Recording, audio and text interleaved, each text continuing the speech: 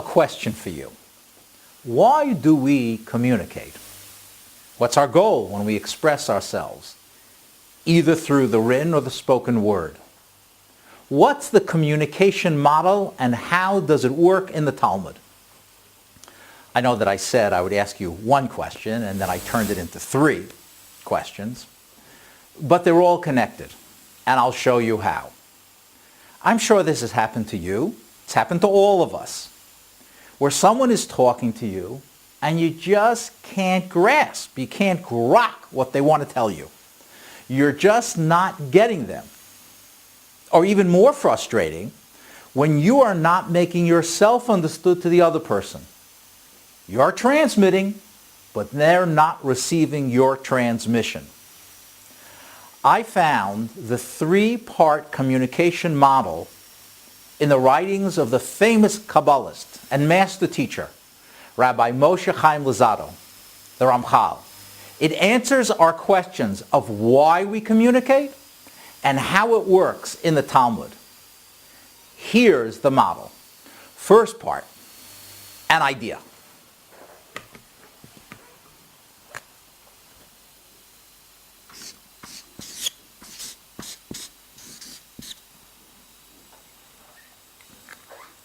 Some idea or some problem has caught our interest. You need to figure out something out in your mind. You're seeking clarity. You want to understand the parts of the problem and how they relate to each other. You know that it's a natural desire of our being, of our intellect, to figure stuff out, to know things. There's a push there, a drive. You're working on an idea. Second part, the words.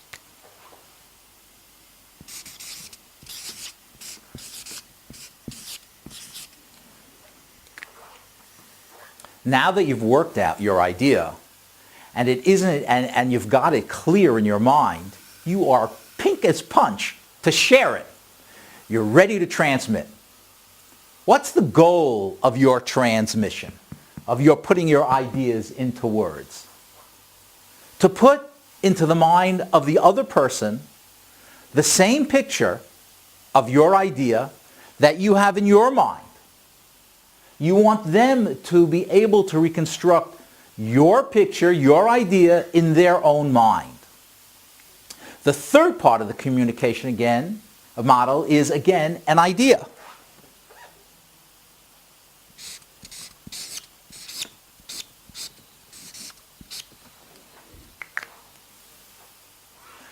But whereas the first idea was in the speaker's mind, the second one is in the listener's mind.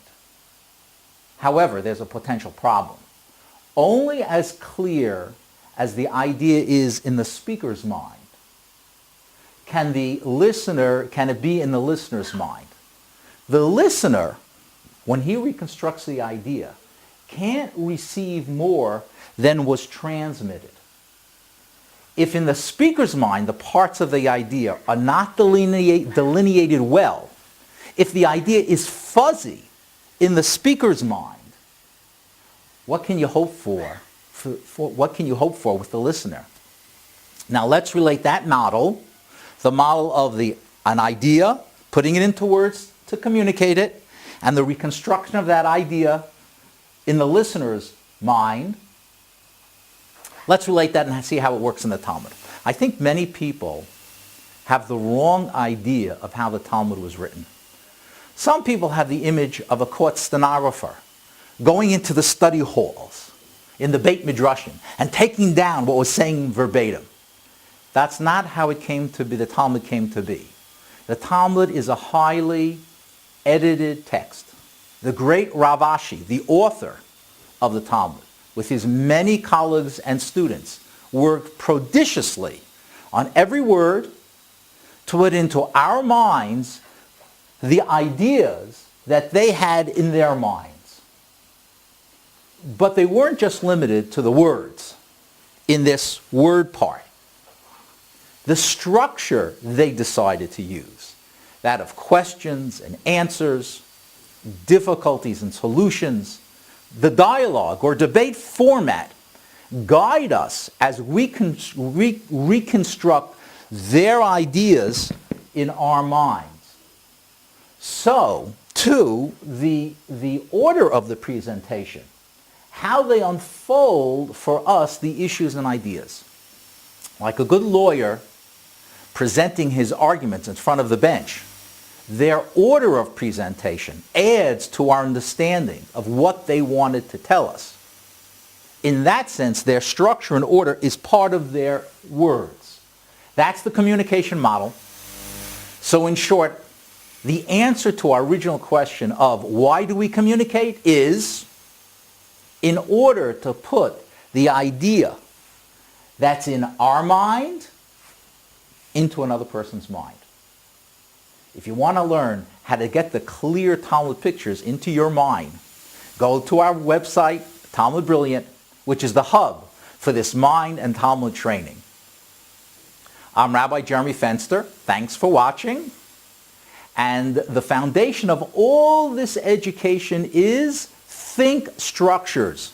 Make your mind alive. Thank you.